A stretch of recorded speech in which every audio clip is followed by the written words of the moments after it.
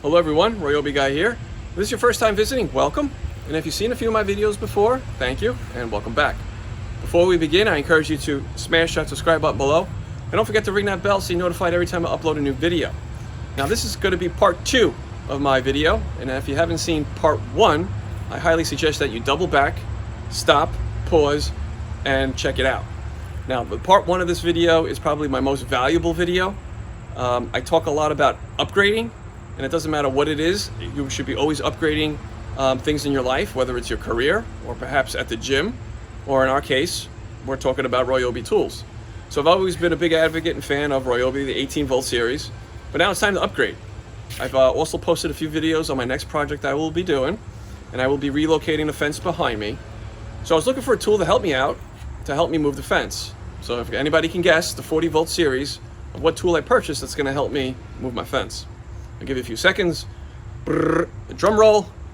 All right. So I heard a lot of great things about it. I'm going to put it to the test. I'll give you my review after I use it. But I purchased the 40 volt.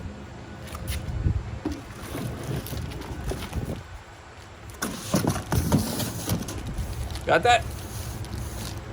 40 volt Auger. All right. I actually heard, like I said, a lot of great things about it. So I'm upgrading. I'm going from a 18 volt to the 40 volt series. This is my first 40 volt Ryobi tool. I'm super excited about it, and I really hope it's going to make my life a lot easier. So I'm going to unbox it, I'm going to put it together, and I'm going to test it out. So stick around, and I'll be right back. Alrighty, we are back. I am super excited about this one. This is my first 40 volt Ryobi tool in my collection, and since I have to dig around 13 holes or so for the fence post when I relocate the fence, I want to work smarter, not harder. So if you ever did it the old-fashioned way, it's back-breaking. So I'm hoping this 8-inch auger can save me some time and a lot of stress on my back. Weighs about 40 pounds. It's got a nice anti-kickback feature. So if you get snagged upon a root, perhaps a rock or so, it'll stop from spinning instead of corkscrewing you into the ground, which is a nice feature. So I'm excited to put this thing together. So let's get to it.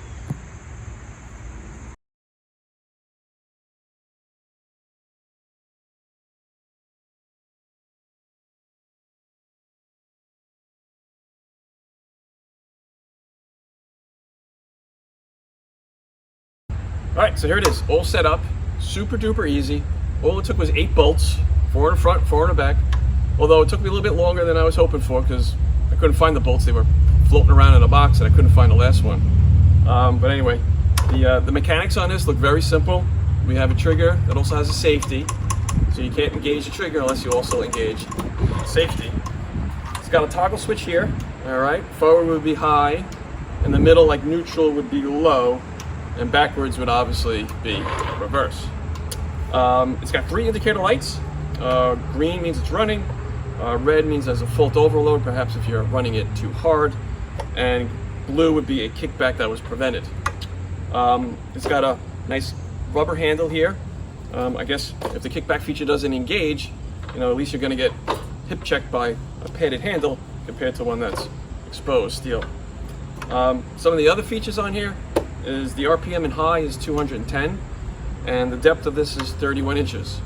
So if you're looking to dig out a pier or have to put in a footing and a sonotube, let's say for your deck or something, it's usually 36 inches is the code. So the last 5 inches or so you're gonna have to do it the old-fashioned way, dig it out by hand. As for me, I got 13 holes to dig to relocate the fence. I'm super excited about this one. I've upgraded to the 40 volt series. So next time you see me, I'm gonna have this thing set up. I'm getting ready to dig, so let's get it done. Alrighty, I am set and ready to go. Just to catch you up on a few things, what I did was I strung a line from one corner of the house to the other corner with a masonry line. I spray painted every 8 feet, because that's what my fence is, 8 feet on center. Just to give you an idea on the type of dirt that I'm dealing with, I'm on the northern part of Long Island, so the first foot or so is a pretty hard clay, but after that it's kind of loose and very sandy, which is the complete opposite of the South Shore of Long Island, where it's the nice, good, rich soil and dirt and very loose. So I'm hoping this thing's able to plow through that and then get me to that point where it'll just easily just continue on. So I'm ready to go. If you are, let's give it a shot. I'm going to start off in low.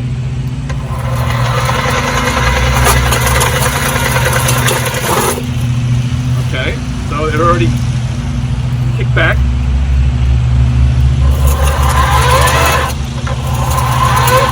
I'm gonna have a feeling I'm gonna deal with a lot of roots and rocks.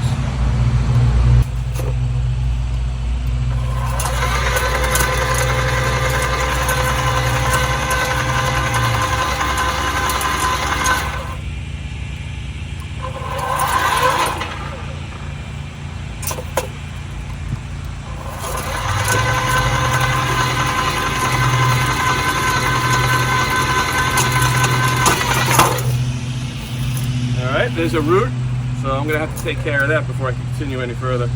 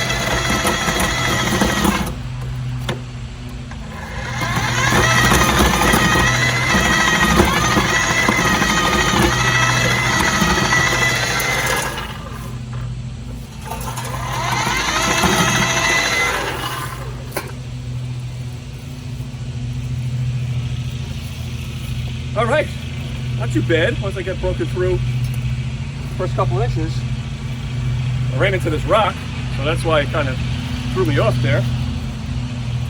Got a nice hole there, and I'll continue on and move on to the next one.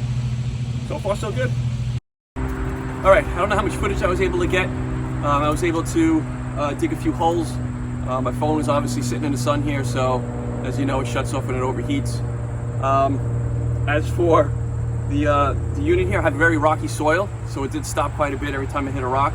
I found that if I bounce it, it actually helps, you know, continuously run. Unfortunately, I'm still going to need the old-fashioned post hole digger just to get the dirt at the bottom of the hole out. This one's way off. You know, sometimes this thing has a mind of its own, and we'll start just drilling, not necessarily in the spot that you want it. So I'm off a little bit here. I'm going to try and re-drill it and see what happens.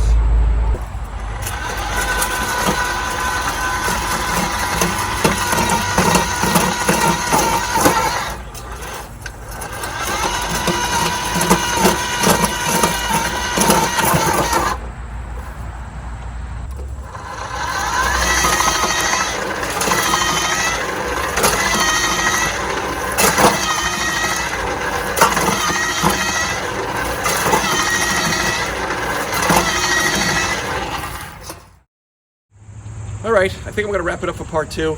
Took a little bit longer than I wanted to. I think going forward I'll do a part 3 and I'll time-lapse everything.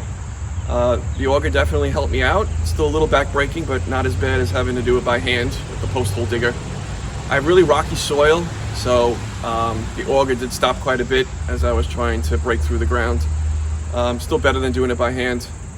So alright, so I'm going to do part 3, and I'll catch up with you guys later. I'm the Ryobi Guy. Have a great day. Hey everyone, thanks for sticking around. I hope you enjoyed the video, and if you did, hit that like button, and don't forget to smash the subscribe button, as you never know what bloopers and outtakes you might see in my next video. Until then, have a great one.